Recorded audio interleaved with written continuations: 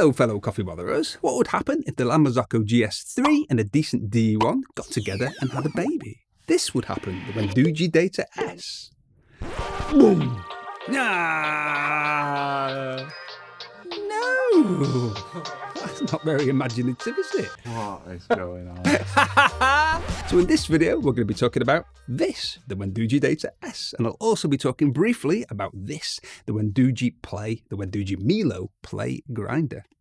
As always, this isn't a sponsored video, no one is paying me to do this, and this isn't a freebie. Bella Barista sent these to me on loan only, and they'll be going back to them after. Now, instead of standing here and just listing the specs and the prices, we'll put them all on the screen so you can see them while I'm making coffees with it. Using the M3HW3HM3WH bomber, MHW3 bomber thingy, and the Carpe fidget spinner distributor. Does leave it very nice and level.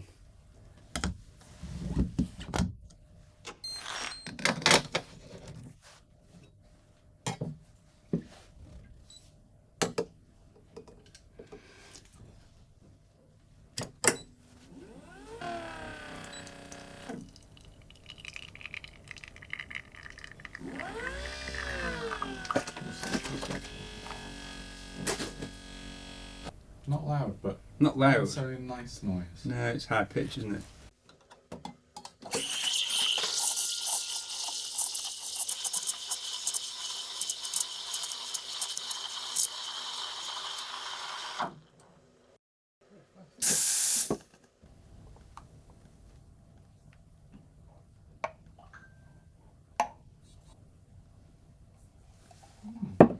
I've actually poured OK latte out on camera. Going on. Who are Wendougee? Wendougee is Chinese for warm bean season, as I know from my extensive knowledge of the Chinese language, or maybe because I watched Marco's video on the Bella Barista YouTube channel, link in the description. They were a small chain of specialty coffee shops and evolved into a manufacturer of commercial machines in around 2018. As you do. It's a norm, isn't it? Start a coffee shop and go, I know, I'm going to make commercial espresso machines. They've just entered the home machine market with the Data, and they're also about to launch another very interesting looking machine called the Liter, which I'm hoping to be able to review soon too. The Wendougee Data in a nutshell. As I've already mentioned, if the decent DE1 and Marzocco GS3 had a kit together, this might be it. It's a fusion of both worlds, an app-controlled machine with Bluetooth and Wi-Fi connectivity with classic espresso machine controls and components. It looks and feels like a traditional espresso machine until you put a tablet on it, like I have there, well I put a tablet next to it. It has wooden tactile controls, the shot paddle and the steam and hot water joysticks. Internally, although I'm saying it's also a classic espresso machine in terms of having dual boilers and a rotary pump, it's also quite unique as it has a saturated stainless steel group and a medical grade gear pump. Just to briefly mention, it comes with a 13 amp plug in the UK and Europe, but in America and other countries with 110 or 120 volt power, it has a 20 amp plug, as with a decent DE1 XXL. So you'll need to ensure you've got a 20 amp circuit. Is this a decent clone? Many people seeing a tablet will see a decent clone, but this isn't what this is. Any app-based espresso machine can be called decent inspired, but saying this is a decent clone would be like sticking a tablet on the dash of a Land Rover Defender and calling it a Tesla clone. That's actually not quite fair to Wendougee, as there's some very clever stuff going on in here, but at the end of the day, this is a dual boiler and rotary pump espresso machine with app control. It's not the same as the DE1. The DE1 uses tech instead of classic espresso machine components, while this uses a fusion of tech and classic components, essentially. Test results. Heat up time in the UK, 220 volts, just under 5.5 minutes for the brew boiler to hit 94 degrees Celsius, and about 4 minutes 45 seconds for the steam boiler to hit 130 degrees, and about 5 minutes 10 seconds if you have it set to 140 degrees Celsius, the max steam boiler temperature, which is enough power to power a steam train. As it has a saturated stainless steel group rather than a brass group, you should have stable brew temperature pretty much as soon as it's heated up. Steam purge, when you've not steamed, it'll kick out about 6 or 7 ml of water, so not much at all. Steam dryness, steaming for 30 seconds, which will be long enough to steam a bath full of water on this, produces about 1.5 mil of water, so very dry steam. These are both new tests that I've just started doing, and are there any other tests you'd like to see? Let me know in the comments. Steam power, 170 mil to 6 degrees Celsius, is fast, about 7 or 8 seconds at 140 degrees Celsius, and about 12 seconds at 130 degrees Celsius. Hot water power, it'll produce 200 ml of hot water in about 4 or 5 seconds. The fastest machine I've ever tested for hot water by far. And it's about 97 to 98 degrees Celsius, depending on the steam boiler temperature. So that, what I'm talking about, this speed there is when you've got it set to 140 degrees Celsius. And it's ridiculous. It's too powerful. So if you're using hot water, I would have it set to like 120 or something. It does, but it just goes like boom, and you've got that boom. How can you support this channel? Thanks for asking. The easiest and most free way to support the channel is to look for the button down here somewhere, which will probably say subscribe. Click it to make it change to say subscribed. And that's it. It costs you nothing and it's virtually instant. Kev, do you know 87% of your viewers aren't subscribed? We should change that. That's terrible. 12%, thank you. Slap like now. So 87% of you watching this is not subscribed. So if this is 12% of you, the other 87% isn't subscribed. That's how it works, isn't it? Just subscribe. Just do this, subscribe. Please. The top subtitle language is English. So people turn the subtitles on. If you want to go even further, you can become one of us by joining, which entails clicking the join button down here somewhere. As well as the bragging rights that come with being an official coffee botherer, you'll also get early access to videos, members only content, and even some custom emojis. Wow. Who's this for? This is for anyone who wants great espresso and espresso-based drinks who can afford the price tag. As with a decent DE1, Meraki and Cappuccino one, it might look intimidating because of all the nerdy stuff it's capable of, but machines like this are also among the most convenient espresso machines to use. You can literally just try different profiles, choose one that works best for your beans, and then stick to that if you like. If you have Bluetooth scales, like the Buku, you can have stop by weight turned on. You can have stop by weight turned on in the profile, set to deliver your target ratio, and you can link your favourite profile to the brew paddle, so you don't even need to use the app once you've set it up.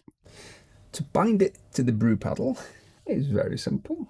Just click on the profile image, go to device settings, system settings, key settings, and then find the profile you want and click binding. And that's it. It's now bound to the paddle. When it comes to selecting other profiles, downloading them from other users, that's really straightforward. It's just a case of going to Discovery, the Discovery section on the app. Even creating your own profiles is fairly straightforward too. It's dead easy. Click the plus. And then you can either do it by total water in, or you can do it by weight. I'll do it by weight, because we've got the Buku scales somewhere. Right there. So let's say we want a 36 grams, 1:2 ratio, 36 grams from 18 grams of coffee. So we'll do that and click add to add the first step. It's called water fill, but it's just steps. So let's say the first one we want is a 8-second pre-infusion, so like 2.2 bars. And then let's say we want after that another step, say 15 seconds. At 9 bars, and then add another one. Let's just say for the rest of the shot, so let's go for another 20 seconds to be on the safe side. I'll go for 9 bars, 7 bars. Save, give it a name, see works, chocolate brownie blend. Done. Save.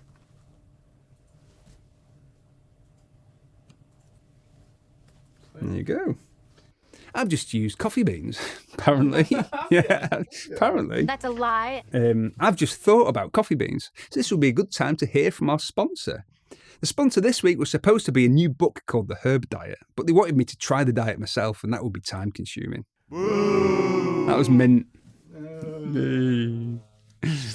So the sponsor this week, incredibly, is me. My coffee beans from the Coffee Works are all freshly roasted, usually on the day of dispatch, and of course we have loads of coffees that are great for espresso, including my favourite coffee ever, chocolate brownie blend. Although I have to say that our new caramel fudge sugarcane decaf is now up there among my favourites, as is our latest addition to the range, chocolate fudge cake half caffeine. None of our coffees are flavoured, by the way, it's 100% coffee beans, roasted, usually on the day of dispatch. I just named them based on what the flavour notes remind me of the most. Can we move on? Because we're stuck for time. Ah, very good. Want to try them? Of course you do. Go to cworks.co.uk/25 for 25% off your first order. Pairing with the Wendougee grinders. This is the Milo Play. It's an impressive grinder, 64mm titanium coated flat burrs, variable RPM, almost zero retention, magnetic removable chute that doubles as a knocker. Come in. Comes off like that. Looks like Lego. Nope. It's now in the... It's also got a digital interface with 9 presets for grind size, RPM and time. Special things about this grinder. The grind size is in microns, which relates to the burr gap. You can record the grind size for each profile in the app, and the app can actually change the grind size for you. Drag the profile to the left like that to go into edit, and then you click on single dose, which is your grinder, and then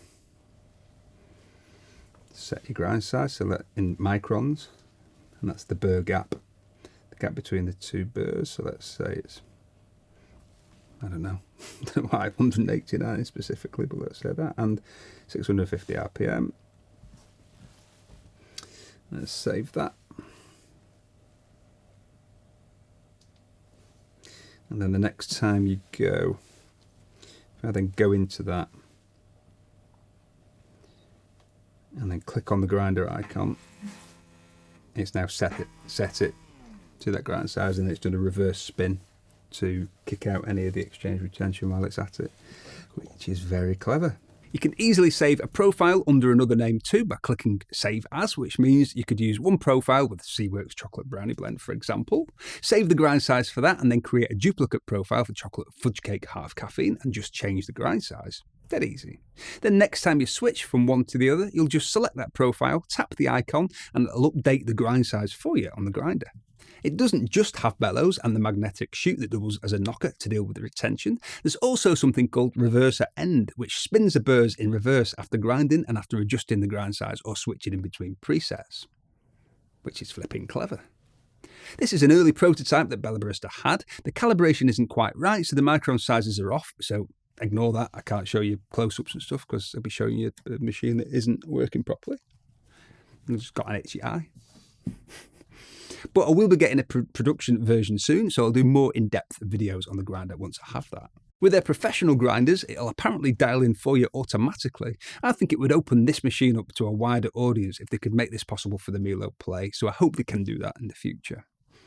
So in other words, it will act similar to how the, say, Joe Breville Oracle Dual Boiler is supposed to dial in for you. It'll just like, oh, that shot was too fast. They communicate together and it changes the grind size. What do we like about it? Dead cool. Yeah. Looks dead cool. To me, it's one of the best looking machines I've ever seen on this counter. It looks cool, doesn't it? It It's looks sick. really cool. Could be top 3 of all time Yeah. that I've ever You seen reckon? on this counter. This counter. It looks really cool. The steam power is incredible. The the shot by weight, ease of creating profiles and downloading profiles. It's a really quiet pump, but it is different. It's high pitch. So Quite like the San Remo. no, it's like it's fine. I don't dislike it, but I'm not sure if I'd say it's one of my main likes. But it's quiet. The app doesn't need to go on a tablet, so you can literally just download the app on your iPhone or your Android phone, set it all up on that, and then just put that away until the next time you want to play with the profile. Just bind your favourite profile to the paddle, and it's great. I really like the joysticks. I like the speed of the hot water, but I have it set to about 115, 120 degrees Celsius steam boiler temperature because it's just crazy. And although the steam power is like ridiculously quick, 140, it's still like 12 seconds at 120 or something like that, which is more than quick enough. I really like the fact that it's the portafilter. Sorry, the group is E61 compatible. In terms of things that I would change, when you look at it, it does look really nice, but then when you look a bit closer and you see that that's walnut wood, proper wood, and then these are fake wood. Oh. Now I've said it, you'll spot it, and they're different. So the portafilter handle, I'm sure they'll change this because it is, this is a very early version, but the portafilter handle and the joysticks are slightly different. The joysticks are the same, fake wood. They're lighter than... Yeah, they're lighter than that, and they're all different. So that I'd like them all to be exactly the same. I hope that they change. I hope they make a kit available so you can get an all black wood or walnut wood, etc. Water tank is very small, and it's a bit tricky to get out. And to put back. God, that is small. Can you plumb it in? But you can plumb it in. That's what I was going to say. I think the water tank is a bit of a everyone's going to plumb it in anyway. But right. I don't know whether they will, whether everyone necessarily will. But anyway, I like nice solid lid. But yeah, little water tank.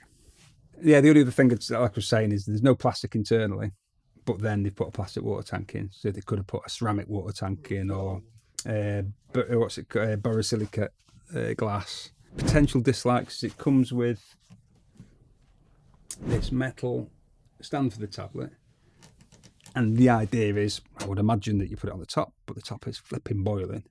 So when you do put it on the top, it does heat up your tablet. I'm not sure whether it's a good thing. And this is why I've put it there, because it costs 120 quid, that tablet, when it melted. And that's metal on metal and on metal. Yeah. So that's just going to conduct all the way through. Yeah. It doesn't need to be on the top. And if it is on the top, it's quite tall as well. So it doesn't need to be on the top. And like I say, you don't even need it at all. Alternatives. There's no exact alternative to this. There's a decent DE1, which is very similarly priced, but they're very different machines. As I've said, this is a fusion of old school and high tech. The Decent is all tech, and I think it's fair to say that the DE1 does the tech better. It's more advanced. It'll do temperature profiling, for example, meaning you can add temperature changes as steps in the profiles. Not that most people would really need to do that, but you can if you want to. The Decent also gives complete control over the hot water temperature. You can set an auto-off timer for the steam, loads more, but it all really boils down to control. The nature of the Decent gives you more control over pretty much everything. With the Decent, you also have the benefit of several years of R&D, which makes all this stuff possible, and the rather large Decent user community. Although I must say, the fact that the Wendouggee community is actually within the app, as with Cafmacino, does make it easier to find and instantly download profiles. The Data S is more of a showpiece, and it gives you a more hands-on tactile experience with the shot paddles and joysticks. There's also the Cafmacino 1, which was a cost-effective alternative to the Decent DE1, an off-the-shelf machine with their own motherboard and app. I was really impressed with the Cafmacino. The app is great, the way it performed is great. It didn't look all that inspiring, but it performed brilliantly. I'm talking about it in the past tense because the reason they stopped making the Cafmacino 1 is they've been working on a new machine called... Cafmacino 2? No! Oh. That's not very imaginative, is it? The new machine from Cafmacino is going to be called the Cubo. This isn't off the shelf, it's their own design, and it looks absolutely nothing like the first one. It's very minimalist, it's all metal, externally at least, and there's a Bluetooth scales sunk into the drip tray, which is included. It will be slightly more expensive, but they told me they're doing their best to keep it as close as they can to the price of the Cafmacino 1. So I'm still expecting it to be the most affordable app-based machine on the market. They're planning to launch it at the London Coffee Festival in May, although I think they might be doing a soft launch on their website before that. See the Cafmacino 1 video in the description and up here if you remember to add it. And I'll put a link in the description to the Cubo once it's available or once there's more information on it. I will be doing more content with this and this, so let me know in the comments if there's anything specific you'd like to see. All right, mate. Can you read me out one of your facts? What is going on? Koalas have fingerprints that are so similar to human fingerprints they could be confused at a crime scene. It wasn't me, it was that koala. Honest, Gov. Thank you very much for watching, and a very special thank you to all the new channel members. If you want to join in the fun, click the join button down here somewhere. If you enjoyed this video, don't forget to support the channel by clicking the subscribe button to make it change to say subscribed. Also, liking and commenting help too. Another way to subscribe is to click on my face. Tatty Bye. Kev? Yeah. Can I take this machine home? No.